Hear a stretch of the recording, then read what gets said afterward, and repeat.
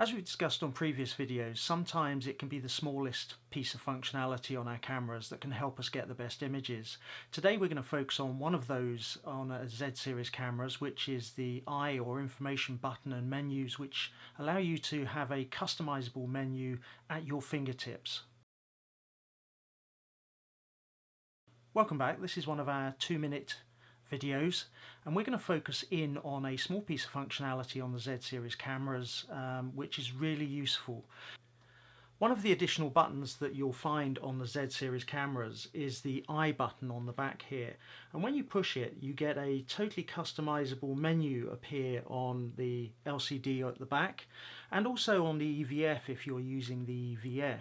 One of the great things about the I menu is that you can set up a different set of settings to appear when you're in stills mode compared to when you're in video mode, which is really useful. It's really simple to set up, so let's take a look at how you go about doing that.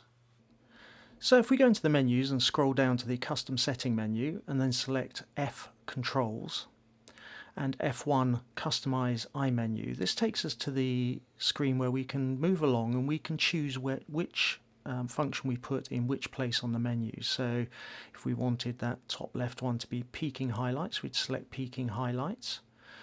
Or if we want it to be split screen display like I have it, we'd do that, and we then come out and we select OK, and it stores the menus as we want them. To set up the I menu for our video mode, instead of going into F Controls, we go into G Movie and G1, which allows us to set up the I menu as we want for video.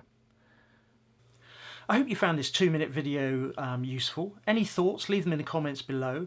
If you enjoyed it, hit subscribe, hit the notification bell to be notified when we post more of these kind of videos. And I look forward to seeing you soon.